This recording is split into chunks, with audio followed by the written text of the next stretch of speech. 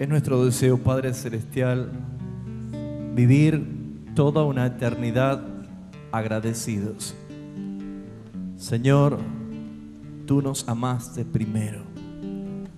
Eres tú el único digno de la alabanza.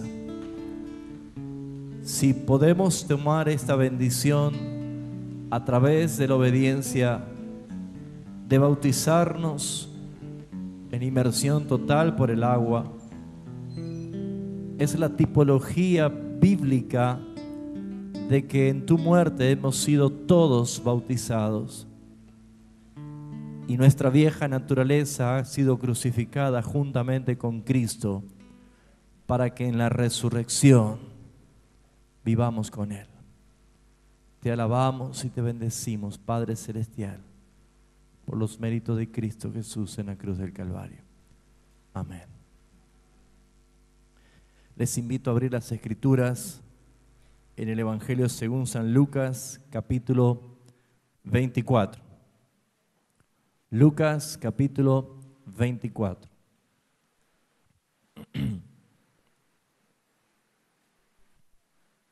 El primer día de la semana, muy de mañana, vinieron al sepulcro trayendo las especias aromáticas que habían preparado y algunas otras mujeres con ella. Y hallaron removida la piedra del sepulcro y entraron, no hallaron el cuerpo del Señor Jesús. Aconteció que estando ellas perplejas por esto, he aquí que se pararon junto a ellas dos varones con vestiduras resplandecientes. Y como tuvieron temor y bajaron el rostro a tierra, les dijeron: ¿por qué buscáis entre los muertos al que vive? No está aquí, sino que ha resucitado. Acordaos de lo que Él os habló cuando aún estaba en Galilea, diciendo: es necesario que el Hijo del Hombre sea entregado en manos de hombres pecadores y sea crucificado y resucite al tercer día. Entonces ellas se acordaron de sus palabras y volviendo del sepulcro dieron nuevas de todas estas cosas a los 11 y a todos los demás. Eran María Magdalena y Juana y María madre de Jacobo y las demás con ellas, quienes dijeron estas cosas a los apóstoles, mas a ellos les parecían locura las palabras de ellas y no la creían. Pero levantándose Pedro, corrió al sepulcro y cuando miró dentro vio los lienzos solos y se fue a casa maravillándose de lo que había sucedido. He aquí que dos de ellos iban el mismo día a una aldea llamada Emaús, que estaba a 70 estadios de Jerusalén. E iban hablando entre sí todas las cosas, que habían acontecido.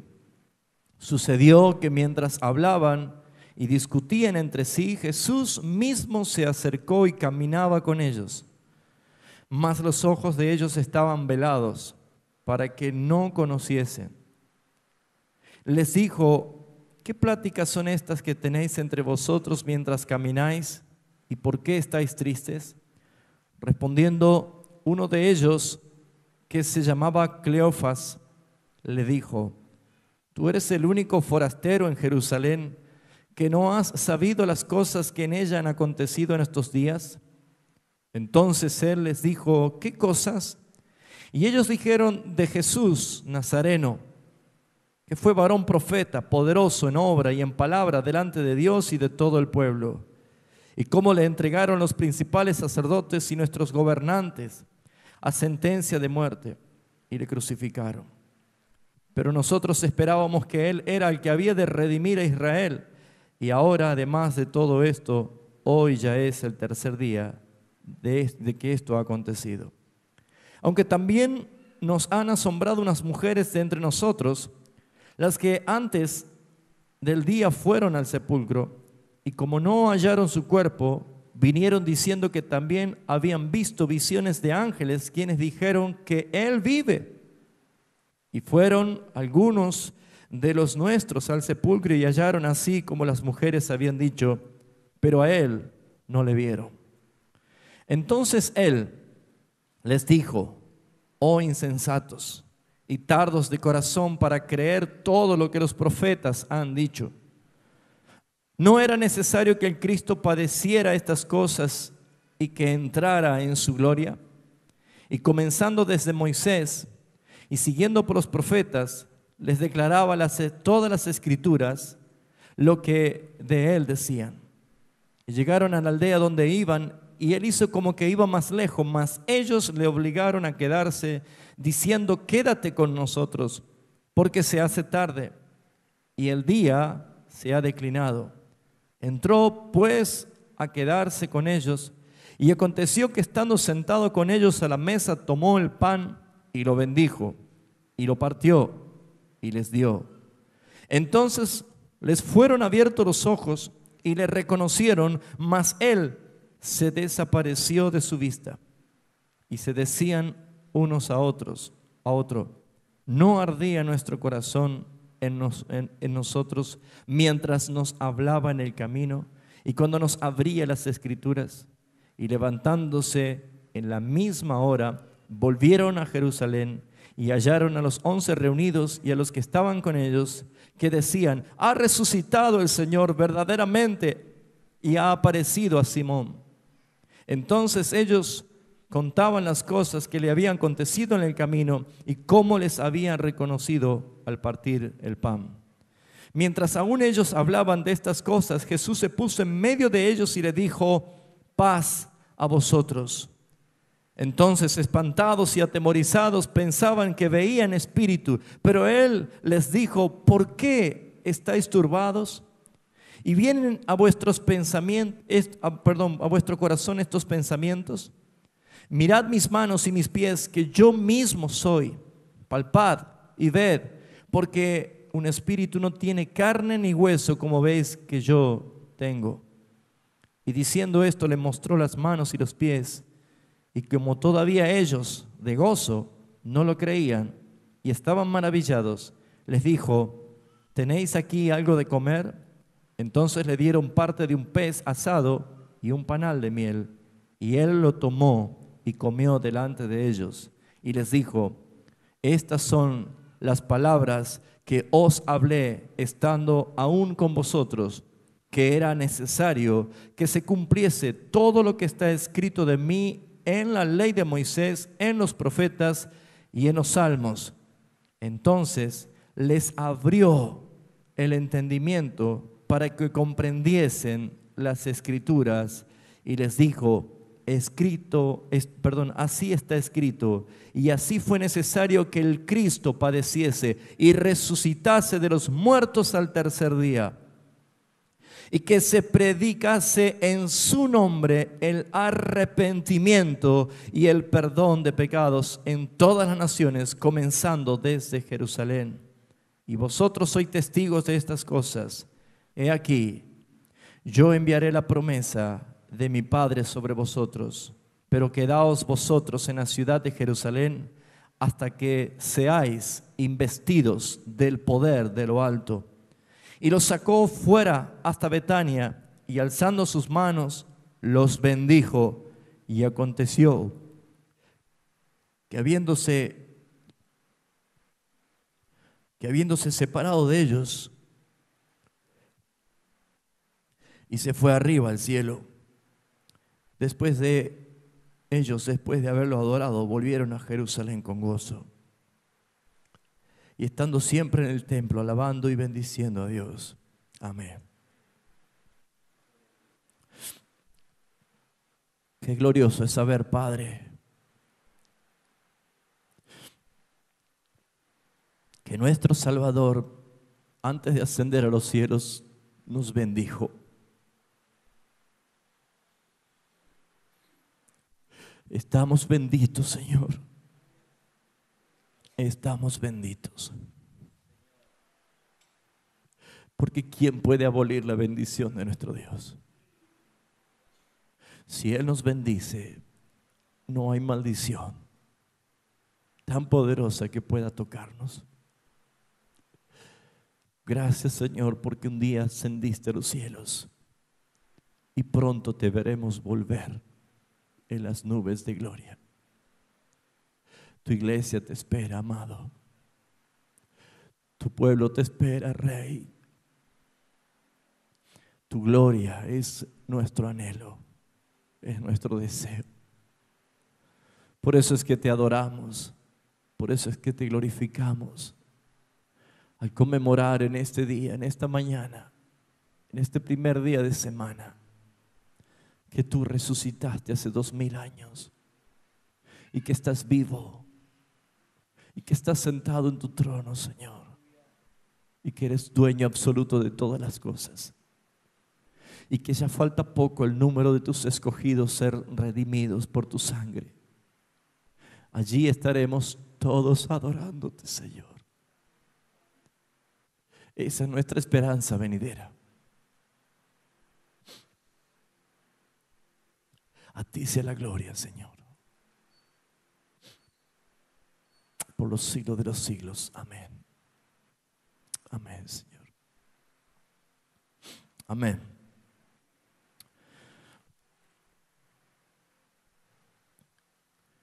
La resurrección de Jesucristo tiene un significado muy importante para la vida de los hijos de Dios. La resurrección es vida y es victoria sobre la muerte. Y solamente la resurrección garantizó a los hijos de Dios el poder ser legalmente hechos hijos de Dios. La vida de Cristo nos garantiza a nosotros ser hijos de nuestro Padre. Anoche hablábamos de esas 5 solas de la fe. Anoche podíamos buscar el acuerdo doctrinal para que haya comunión verdadera. Cuando hay acuerdo doctrinal, cuando somos unidos en la doctrina, la comunión es una evidencia, es un hecho. Y notábamos el peligro más grande que está aconteciendo hoy en todo el mundo. Muchos buscan alianzas humanas, acuerdos humanos, tratados de paz, coinonía, comunión. Aún dentro de las iglesias buscan encuentros, buscan campamentos, buscan recreaciones. Quieren cualquier tipo de cosas para estar unidos, pero la Escritura dice que la única forma en que nosotros podemos estar unidos es cuando tenemos una unidad espiritual, cuando somos uno con el Padre, y esa unidad espiritual nos va a hacer caminar en la verdad, y estar en la verdad es tener una unidad doctrinal. La palabra de Dios es la instrucción, es la enseñanza. Si yo no escudriño la palabra de Dios, si yo no leo la Escritura todos los días, voy a alimentar mi ignorancia cada día y los que ignoran serán fácilmente engañados. Jesús les abrió el entendimiento para que pudiesen comprender las Escrituras. Jesús les mostraba todo lo que de él decía Moisés, los profetas y los salmos. Y anoche le decía cuán importante es identificar a Cristo en toda la Escritura. Si algunos creen que la vida de Jesús está narrada únicamente en los 4 evangelios, se va a limitar simplemente a 4 libros, pero la Escritura entera habla de Cristo. Y Jesús les abrió los ojos del entendimiento para que puedan comprender. Pero hay algo que necesitamos valorar de esta resurrección. En la resurrección, Cristo nos garantizó la vida. El que tiene el Hijo tiene la vida y el que no tiene el Hijo no tiene la vida. ¿Sabe por qué la respuesta más clara a su pregunta es esta? Si usted pregunta, ¿por qué si yo tengo años de ir a una iglesia? ¿Por qué si yo tengo años de una costumbre religiosa evangélico-cristiana no siento nada? ¿Por qué no siento nada? ¿Por qué no siento nada al leer la Biblia? ¿Por qué no siento nada al orar y ni siquiera siento el deseo de orar? ¿Por qué no puedo sentir nada? La respuesta es porque usted no tiene nada. El que tiene al Hijo lo tiene todo, porque Él lo llena todo, en todos. Si usted dice, yo no siento más que emociones, me salen lágrimas y me emociono, pero vuelvo a sentirme vacío. ¿Por qué? Porque usted no tiene al Hijo. Cuando una persona ha nacido de nuevo, ha nacido engendrado por el Padre Celestial, y allí comienza una nueva vida. Allí usted no tan solo siente, sino vive una nueva vida. Esta mañana quiero hablar de lo que es la adoración de un hijo de Dios. Hemos concluido la lectura de esta mañana en Lucas diciendo el último versículo: y ellos, después de haberle adorado, volvieron a Jerusalén con gran gozo y estaban siempre en el templo alabando y bendiciendo a Dios. ¿Qué hizo de que estos que vieron a Jesús ascender a los cielos y recibieron la bendición del Señor, qué hizo que ellos no volvieran cada uno a su oficio de donde estaba antes, sino que perseveraron? Sino que continuaron alabando a Dios. ¿Qué es lo que sucedió?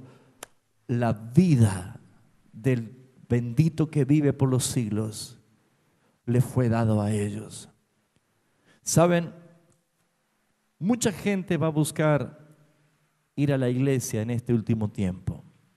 ¿Cuáles son las causas?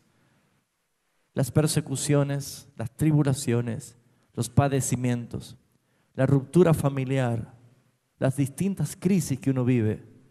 Jesús añade en Mateo 24 las guerras y rumores de guerra. Hoy todo el mundo está alerta a la amenaza de guerra inminente del nortecoreano a los Estados Unidos y a Corea del Sur. Y mucha gente empieza a entrar en una psicosis almática, emocional, y entonces es cuando quieren buscar la emoción o la experiencia religiosa. Desde allí, la pregunta es, cuando todo esto entre en aparente paz y seguridad, ¿continuarán o volverán a sus viejas vidas? La adoración es la evidencia de un verdadero convertido. La adoración genuina no es cantar. La adoración es, para que un niño lo entienda, postrarse ante alguien superior. Adoración significa postrarse, rindiéndome ante alguien que yo considero que es superior a mí. Yo quisiera que usted me acompañe al Evangelio según San Juan, capítulo 4, y vamos a estudiar en esta mañana lo que el Padre busca. Dios el Padre busca adoradores que le adoren en espíritu y en verdad. ¿Tiene que ver esto con la resurrección de Cristo? Todo, absolutamente todo, porque Cristo mató a la muerte en su muerte y nos dio vida en su vida. Amén. San Juan capítulo 4, dice el versículo 1: cuando pues el Señor entendió que los fariseos habían oído decir que Jesús hace y bautiza más discípulos que Juan, aunque Jesús no bautizaba sino sus discípulos, salió de Judea y se fue otra vez a Galilea. Muy bien, Judea está en la parte sur de todo lo que es Palestina y Galilea está en la parte norte. Para llegar de Judea a Galilea había que pasar por Samaria. Y como los judíos y los samaritanos no se trataban, se odiaban, porque históricamente los samaritanos es una raza híbrida. Porque después que fue el cautiverio en Babilonia, muchos judíos fueron llevados cautivos a Babilonia. Daniel capítulo 1, usted lo va a encontrar allí. Muchos de estos judíos que permanecieron allí se casaron con paganos y aprendieron muchas cosas paganas y fusionaron allí, y de esa relación los hijos nacieron como una raza híbrida, como una fusión peligrosa, como un sincretismo, tomando de lo pagano y lo profano y lo santo. Entonces los samaritanos, con la costumbre hebrea y el paganismo mismo, fusionaron e hicieron su culto y su estilo de adoración en el monte de Gerizim. Pero los judíos no se trataban con los samaritanos. Entonces todo lo que tenían que ir de Judá a Galilea o Galilea a Judá, tenían que hacer un camino largo de cruzar el río Jordán e ir por afuera y pasar el mar de Galilea para llegar recién a destino. Sin embargo, Jesús, dice el versículo 4, le era necesario pasar por Samaria. Jesús dijo, voy a pasar por Samaria. Ustedes tienen ese problema, yo voy a pasar por Samaria. A los discípulos ya no le cuadraba nada el pasar por Samaria, porque era pasar por una región que eran enemigos y no se toleraban. Vino pues a una ciudad de Samaria llamado Sicar, junto a la heredad que Jacob dio a su hijo José. Aquí nombra dos patriarcas, Jacob y un principal como José. Y estaba allí el pozo de Jacob, un pozo venerado, un pozo donde sacaban agua. Era uno de los pozos que tenían mucho surgente de agua, y los samaritanos iban a sacar agua de ese monte, de ese pozo. Era un pozo venerado, era algo muy reconocido, el pozo de Jacob. Y dice la Escritura que cuando estaba allí el pozo de Jacob, entonces Jesús, cansado del camino, se sentó allí junto al pozo. Era como la hora sexta. Ya enseñamos una vez que la hora sexta es la hora del mediodía. Esa es la hora clave para una transformación. Es la hora clave. La hora sexta es la hora del mediodía. A la hora sexta, Saulo de Tarso recibió la luz más grande que el sol y fue convertido. La hora sexta es el día de la conversión. La hora sexta era el momento del mediodía donde se encendía la lámpara dentro del tabernáculo para oficiar el servicio del sacerdocio. La hora sexta es el día del cambio, es el momento del cambio. La hora sexta es el momento de la conversión. La luz del mediodía, del sol, no puede apagar la luz de la gloria transformadora del Señor. Y allí a la hora sexta Jesús va con un propósito. Y cuando ustedes se ponen a ver aquí, dice la Escritura, vino una mujer de Samaria a sacar agua. Y Jesús le dijo, dame de beber. Pues sus discípulos habían ido a la ciudad a comprar de comer. Jesús quedó solo, sus discípulos salieron de ese lugar, fueron a la ciudad a comer, y Jesús estaba solo, sentado en el mismo pozo de Jacob. El pozo de la tradición, Jesús era el agua viva. El pozo de la religión, Él era el agua que vertía salud. El pozo de las tradiciones, el pozo del modo de hacerlo a mi manera, estaba allí. Y Jesús era el agua de salvación, el agua de vida. Pero fíjense ustedes que Jesús en este contexto va a hablar, va a enseñar, va a traer una revelación tan grande. Pero fíjese usted, Jesús no enseñó la verdadera adoración en el templo de Jerusalén. No enseñó Jesús la verdadera adoración entre sus discípulos, amado. No enseñó Jesús la verdadera adoración entre la gente, multitudes que lo seguían en Jerusalén. Jesús enseñó y reveló el secreto del mismísimo corazón del Padre de cómo adorar en una región enemiga donde no había seguidores de Él, y estando solo ante una mujer pagana y pecadora. Uno dice, ¿cómo puede haber hecho esto? Cuando alguien quiere enseñar una palabra profunda, cuando alguien quiere enseñar una revelación, o cuando quiere traer algo, busca que haya mucha gente de la iglesia para escuchar. Sin embargo, Jesús No buscó absolutamente nada de eso. Jesús sabía que trayendo una verdad tan profunda, tan solo a una persona era suficiente para propagar todo un mensaje que hasta el día de hoy nosotros lo tenemos. Pero dice que la Escritura que Jesús vio a esta mujer. Jesús inicia la conversación. Esto es para que quede como principio que Él te buscó a ti, no tú lo buscaste a Él. Él inició la conversación. Él te llevó al arrepentimiento.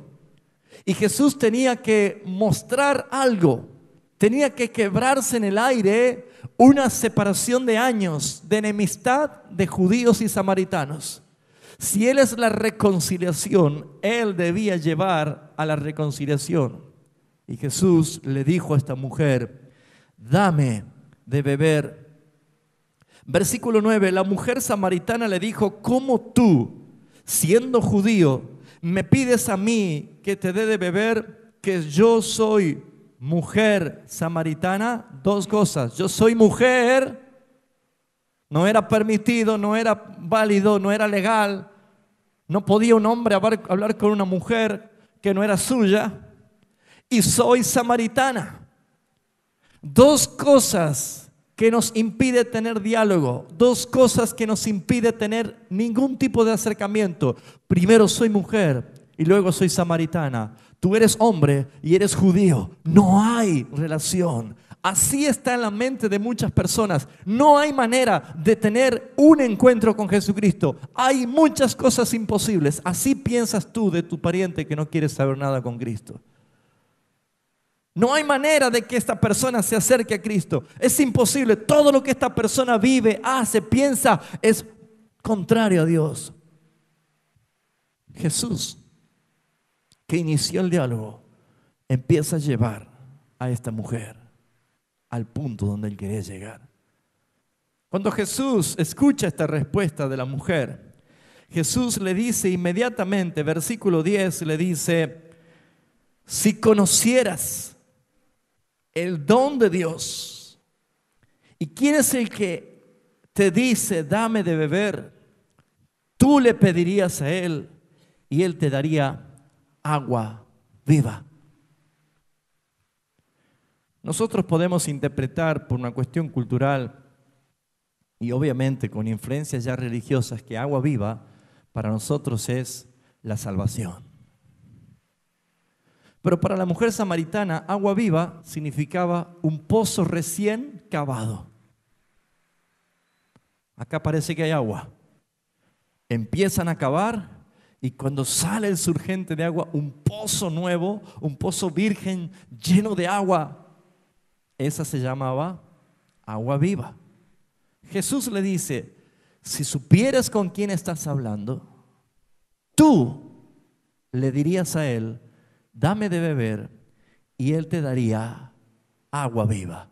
Ella no entendió lo que Jesús le decía. Ella interpretó justamente de que Él era un hombre, un hacendado, un hombre de mucho dinero, un hombre de mucho territorio y que Él tenía agua viva, pozos nuevos, surgentes de agua que seguramente ellos no lo iban a tener. Mujer, no entendiste nada. Mujer, no te estoy hablando del agua natural. Ella no entendía.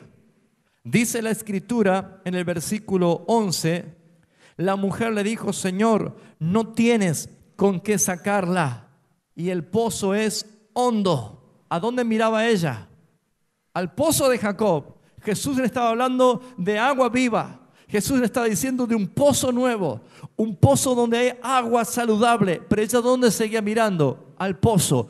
¿Qué vio? No tienes cántaro y el pozo es hondo. Seguía mirando el pozo de la tradición. Muchos siguen pensando en su manera de vivir o de sobrevivir con sus creencias religiosas, supersticiosas, tradicionales.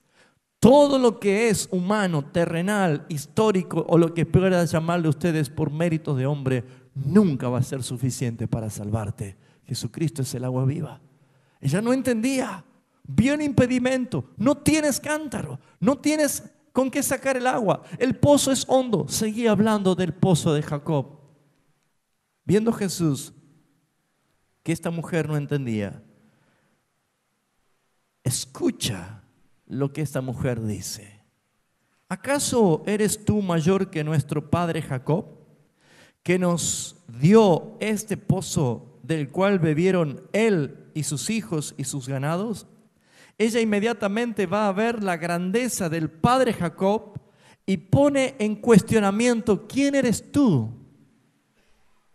Cuando la persona necesita entender de qué se trata la adoración, es reconocer que Cristo es por encima de cualquier otra cosa. Ella no lo entendía. Respondiendo, Jesús le dijo: cualquiera que bebiere de esta agua volverá a tener sed. El agua del pozo de la tradición, el agua del pozo de la religión. Cualquiera que vuelva a beber de esta agua tendrá sed. Mas el que bebiera del agua que yo le daré no tendrá sed jamás, sino que el agua que yo le daré será en él una fuente de agua que salte para vida eterna. ¿Habrá entendido esta mujer? Jesús estaba más claro que nunca, ¿no? Claro, nosotros hoy comprendemos, pero esta mujer lo entendió. No lo entendió. Esta mujer le dice: bueno, Señor, dame de beber de esa agua para que yo no tenga sed, ni venga aquí a sacarla. ¿Qué buscaba? Comodidad. Ese es el evangelio falso que se entiende, que Jesús viene a suplir tus necesidades, para que ya no tengas que venir a sacar agua, para darte comodidad. No lo entendió, no lo interpretó. Entonces muchas personas buscan a Dios o buscan la religión para satisfacer sus necesidades, para que ya esté más cómodo, para que esté tranquilo, para que no tenga que venir a sacarla. Dame de beber esa agua, así ya no tenga sed jamás y no tenga que venir a este trabajo. ¿Sabe que ese trabajo era exclusivamente de las mujeres? De sacar agua. Y eran grandes tinajas, cargaban así, algunas se la ponían acá a la cabeza y tenían que llevar el agua. Un trabajo bravo. La solución estaba allí. Ella pensó humanamente: listo, no tengo que tener ningún problema más, me soluciono los problemas. Jesús tenía que romper esa incredulidad. Jesús tenía que romper y aniquilar esa manera terrenal de pensar. Entonces Jesús pone su misión profética, pone el uso de él como profeta para hacer abrir los ojos a esta mujer. Y entonces le dijo Jesús: ve, llama a tu marido y ven acá. Y respondió la mujer y dijo: no tengo marido.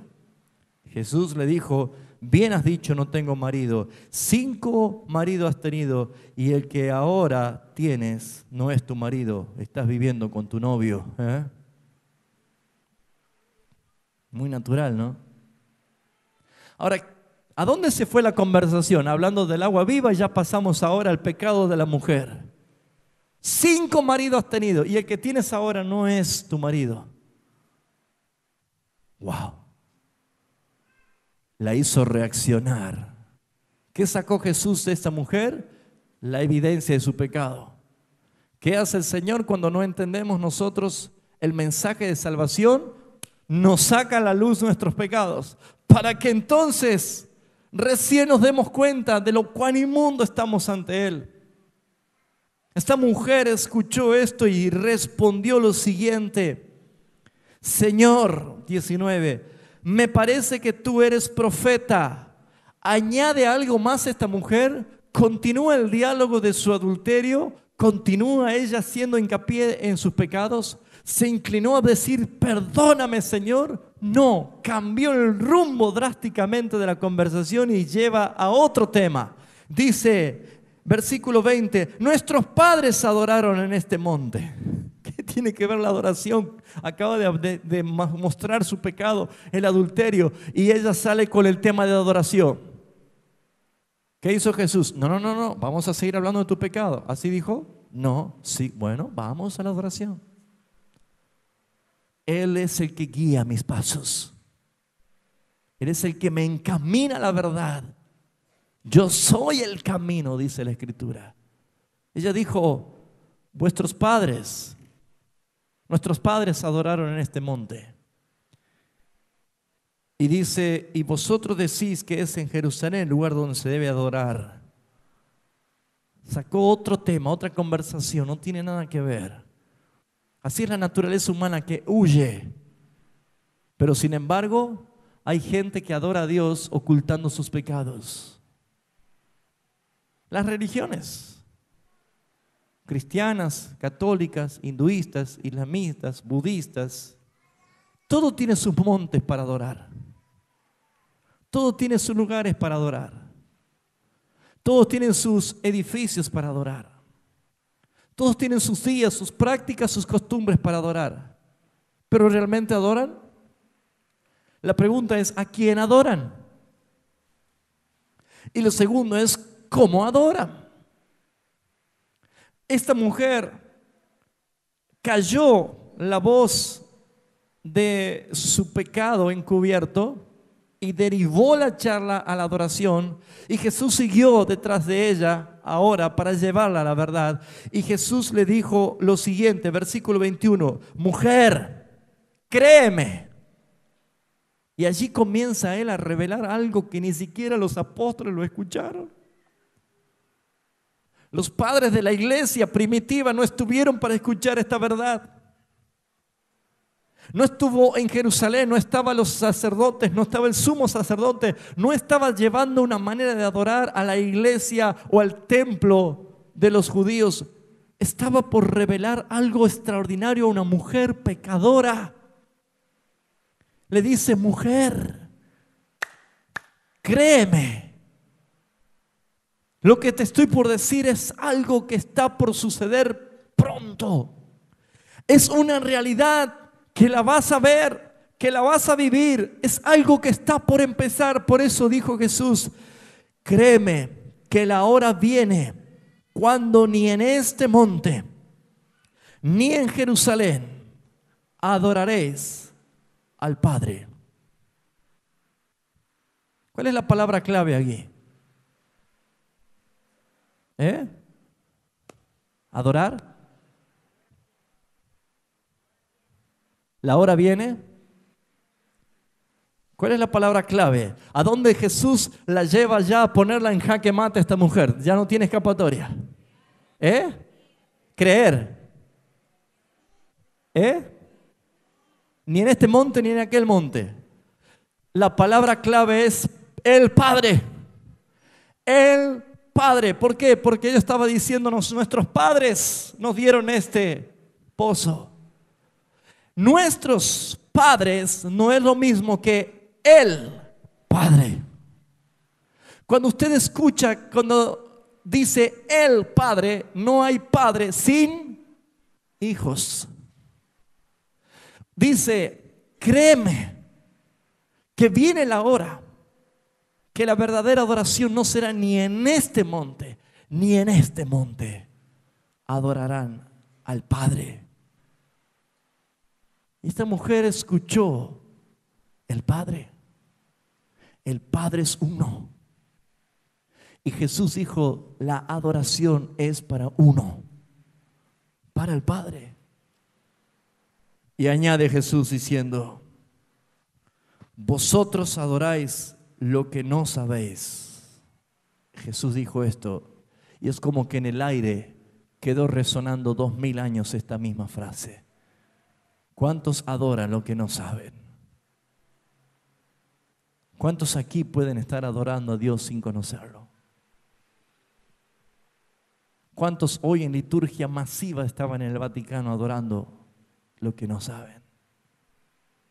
¿Cuántas otras religiones? El islamismo, el islam, una tremenda disciplina de adoración, pero no saben. Los budistas, los Hare Krishnas.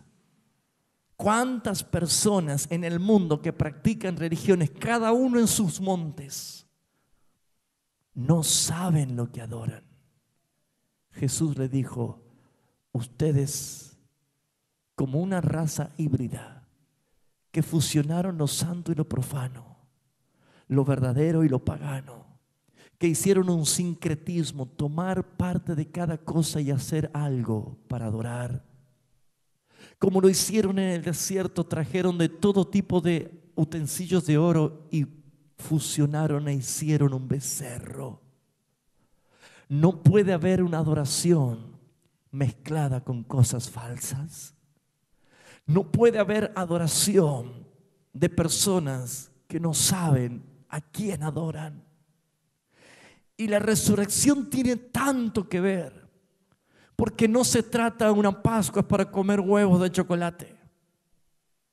No se trata de abrazar paganismos comerciales y religiosos.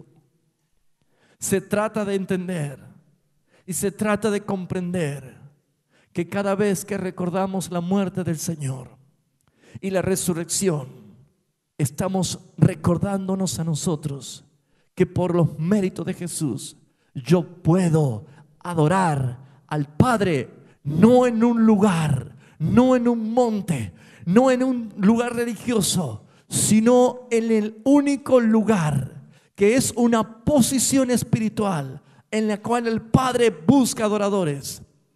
Es en espíritu. Es en espíritu. Vosotros adoráis lo que no sabéis, porque la salvación viene de los judíos. Aún los judíos todavía esperan a su Mesías, su Salvador. También ellos no saben. Jesús vino del linaje de los judíos. Él nació de allí. Pero dice Jesús, mas la hora viene. Yo quiero que usted entienda qué profundo esto. Jesús le dice, mas la hora viene. ¿Y qué añade? Y ahora es cuando los verdaderos adoradores adorarán al Padre en espíritu y en verdad, porque también el Padre a tales adoradores busca que le adoren. Esto probablemente quedó muy marcado cuando Jesús profetizó diciendo, derribad este templo, que yo en 3 días lo reedificaré. 46 años ha demorado levantar ese templo. ¿Cómo es posible que tú en 3 días lo puedas reedificar? Esa palabra templo tiene 2 palabras griegas que nos representan con más claridad lo que quiso decir Jesús. El templo de ladrillo tiene un nombre que se llama Jerón. Jesús dijo, derriben el Jerón y yo edificaré un naos. La palabra naos es el templo del Espíritu, es el cuerpo de Cristo, es la iglesia. Cuando Jesús resucitó el 3er día, edificó la iglesia, porque resucitó en vida espiritual, espíritu vivificante que vivifica, que trae vida. Por eso es que Jesús dice, no será ni en este monte, que es Rim, ni en Jerusalén. Cada uno de ustedes tiene un lugar. Cada uno de ustedes tiene su edificio, cada uno de ustedes tiene su manera de adorar, pero yo les digo que la adoración viene y ya es. ¿Por qué? Porque ya estaba pronto el Señor, pronto estaba para morir. Y Él dijo, van a adorar al Padre en espíritu y en verdad. ¿Qué es adorar en espíritu? Recién preguntaba, ¿por qué yo no siento nada? ¿Por qué canto y no me pasa nada? ¿Por qué oro y no siento nada? ¿Por qué leo la Biblia y me aburro y me duermo y no la entiendo? Empiece a preguntarse, ¿soy nacido de nuevo? Jesús dijo, el que es nacido de carne, carne es y se morirá siendo carne. Pero el que es nacido del Espíritu, Espíritu es. Dios es Espíritu, dijo Jesús. Y usted quiere adorar a Dios, no lo puede hacer en la carne. ¿Por qué? Porque no puede, porque no siente, porque no lo ve, porque no entiende.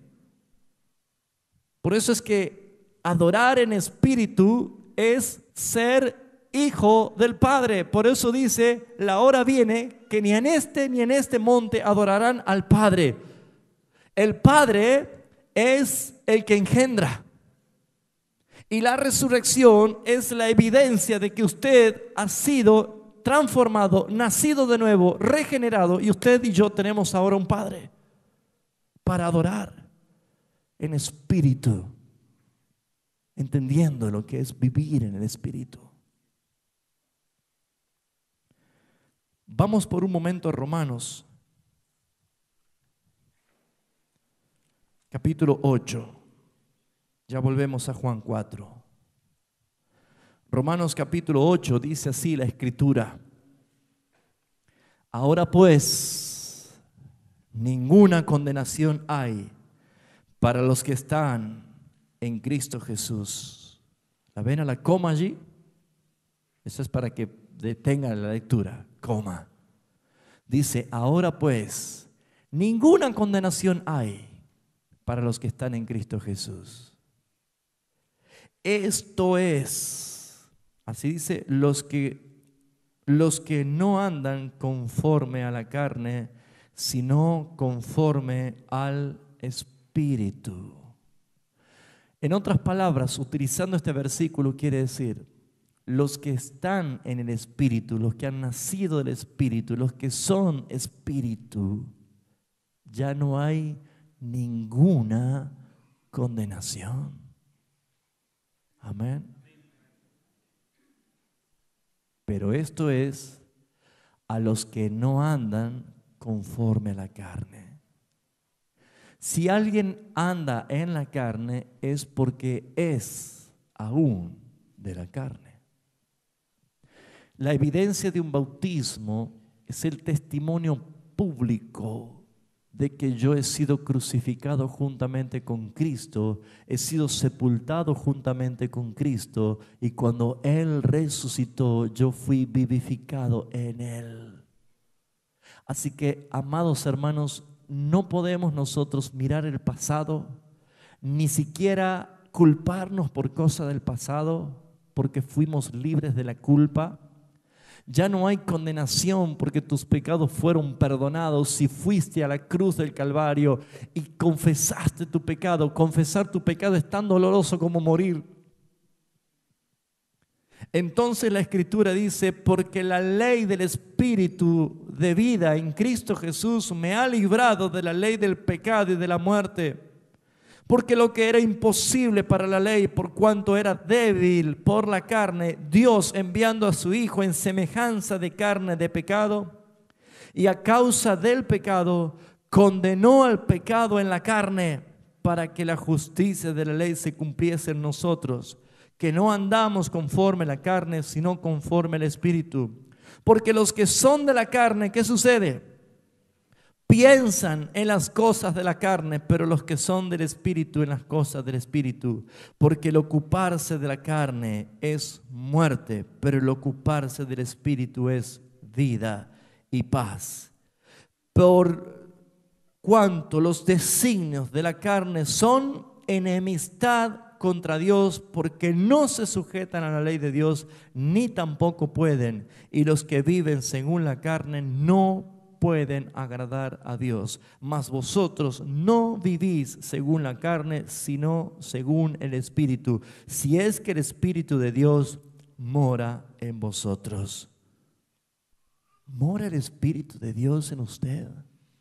¿Es usted el naos de Dios? ¿Es usted el templo de Dios? Si el Espíritu está en usted, su adoración va a ser en espíritu y en verdad.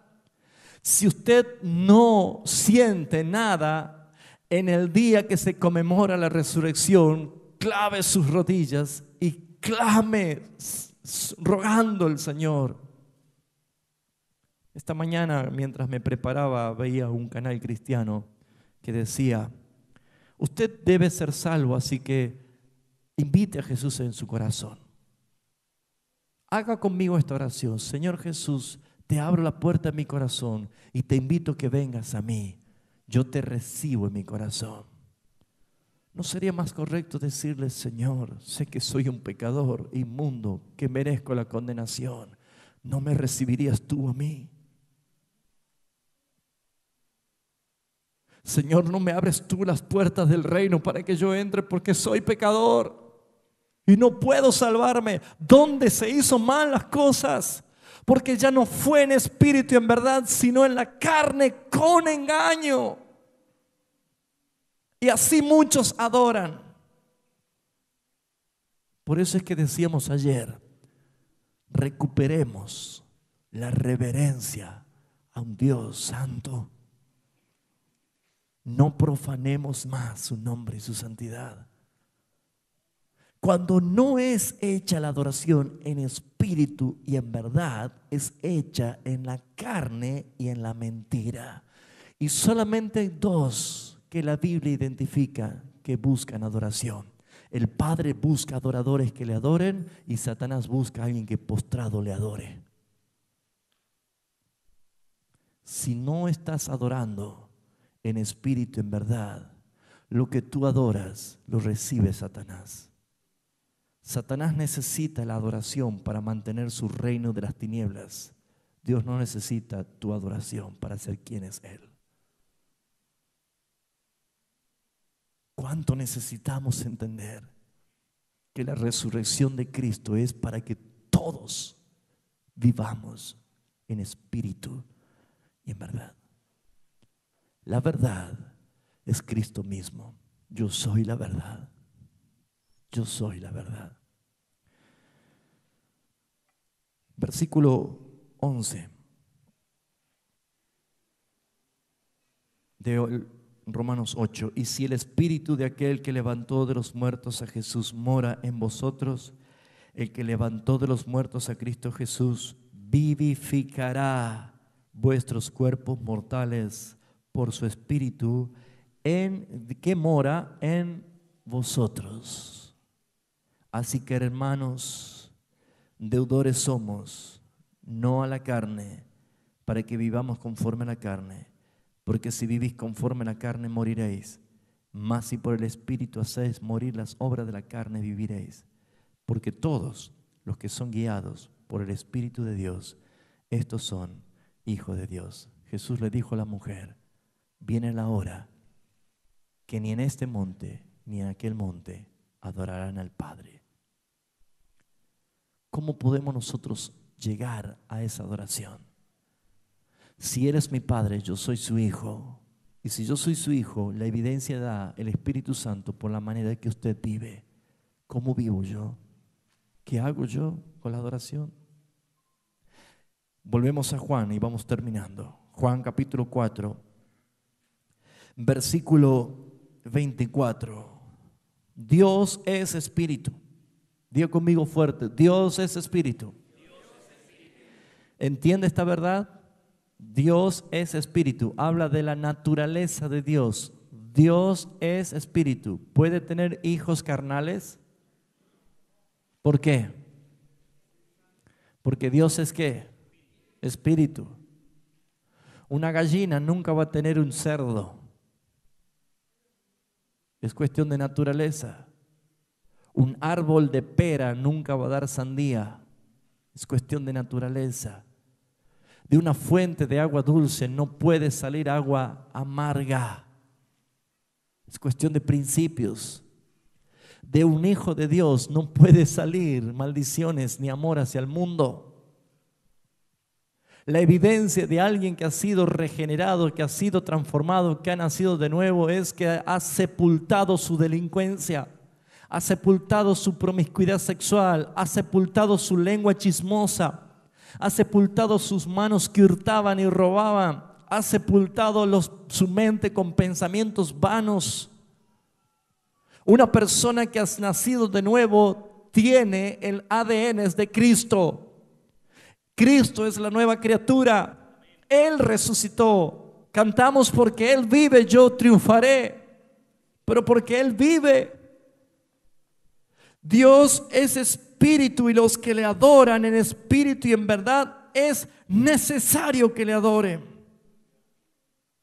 En el versículo 23 dice, porque el Padre a tales adoradores busca que le adoren. ¿Sabes cuál es nuestra misión de evangelizar? Buscar adoradores para el Padre. ¿Quiénes son adoradores del Padre? Los hijos. Los hijos de Dios son los únicos que pueden adorar al Padre en espíritu y en verdad. Los hijos de Dios. Usted es hijo de Dios. Hermanos, si usted es hijo de Dios, por la naturaleza que está en usted, viva como un hijo de Dios. Haga morir las obras de la carne por el poder del Espíritu de Cristo en usted. El que robaba, no robe más. Trabaje con sus manos, dice la Escritura. Ya no mienta, ya no engañe. Ya no le dé lugar a su carne.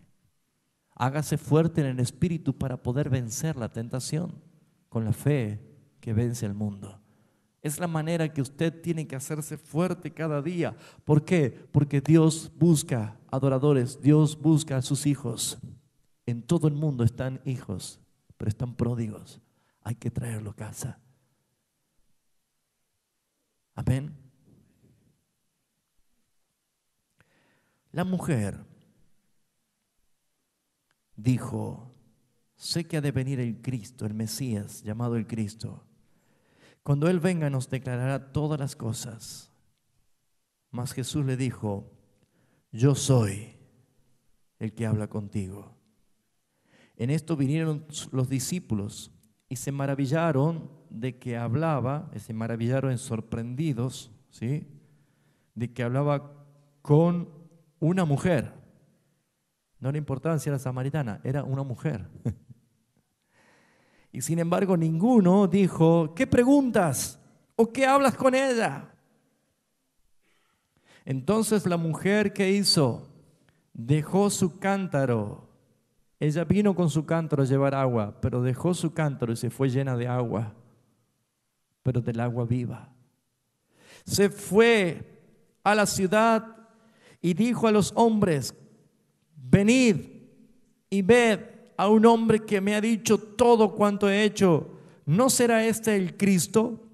Entonces salieron de la ciudad y vinieron a él.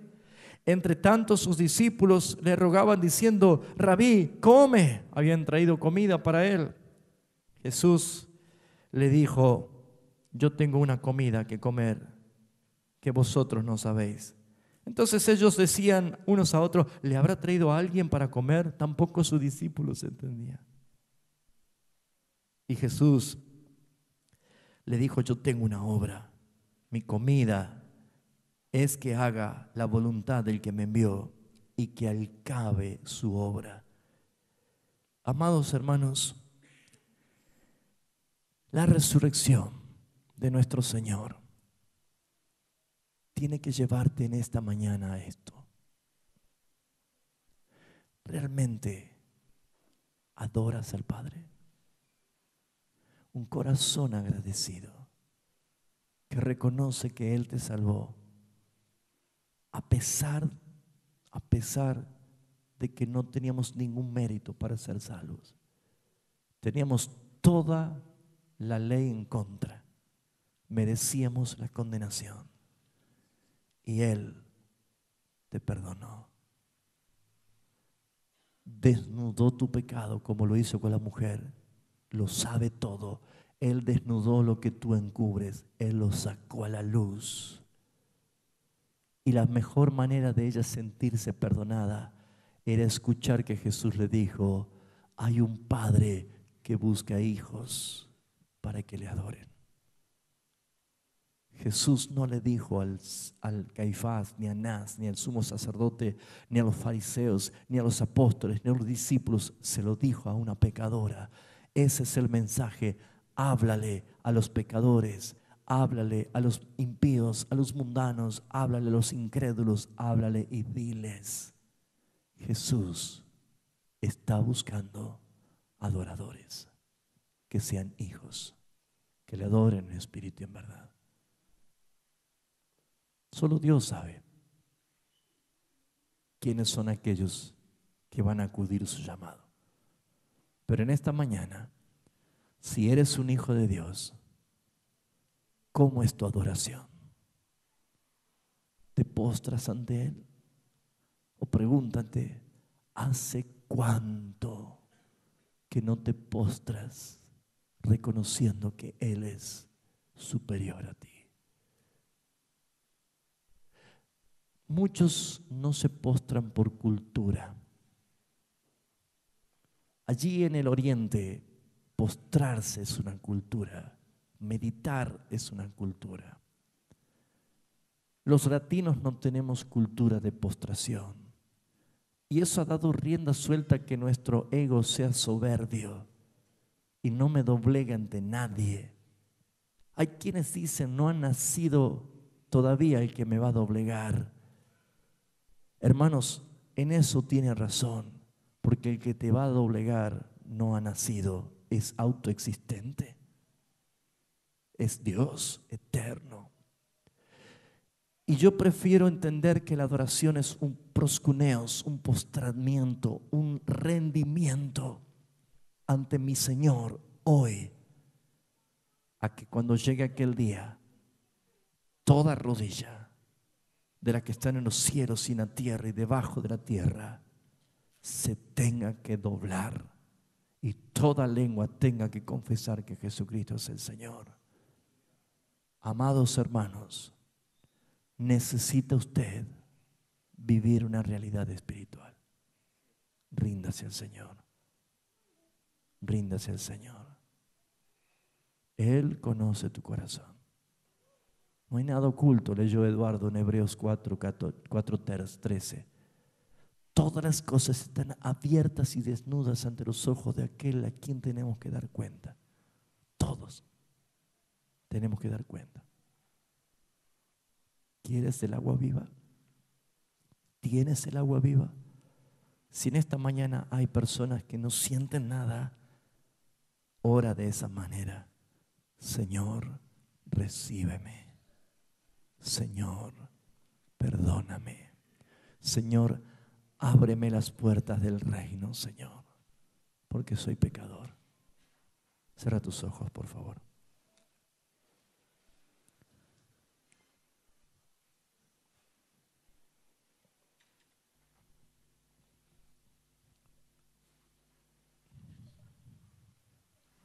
Gracias, Jesús. Gracias, Señor.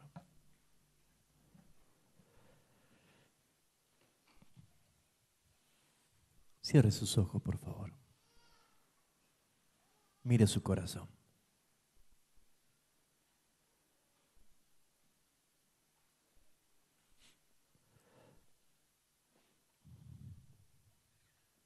Gracias, Padre.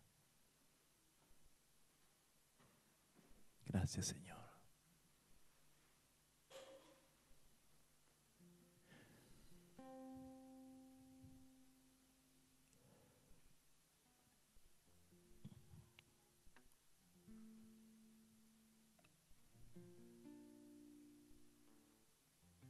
¿Sientes a Cristo?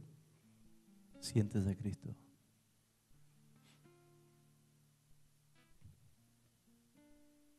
¿Sientes su Espíritu Santo?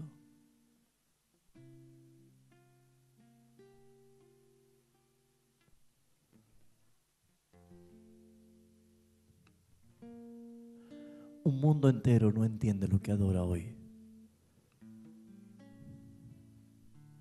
Un mundo entero no entiende lo que adora. Cada uno tiene su monte para adorar. Pero la adoración es estar libre de pecado. Muchos adoran encubriendo sus pecados. Como esta mujer. ¿Dónde hay que adorar? Jesús le estaba diciendo, eres pecadora. Y ella le preguntó, ¿dónde hay que adorar? ¿Puedes entender esta verdad? ¿Puedes comprender esta verdad? Estás vacío. Solo Cristo puede llenarlo.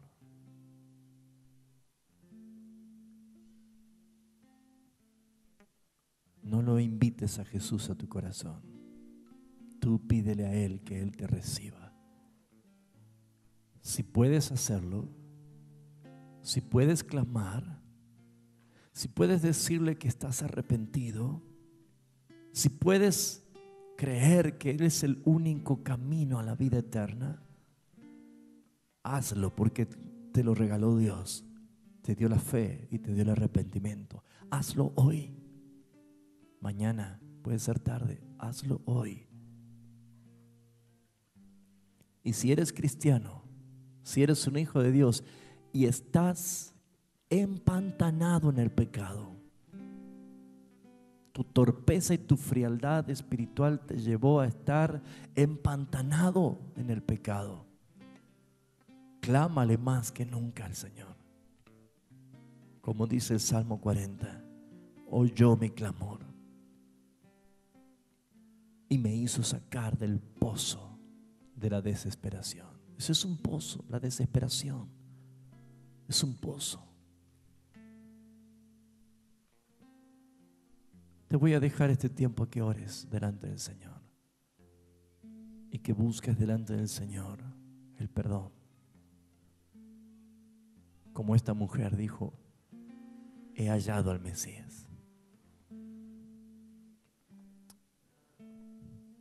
Padre, por la obra de tu Espíritu Santo y por tu voluntad soberana, Señor,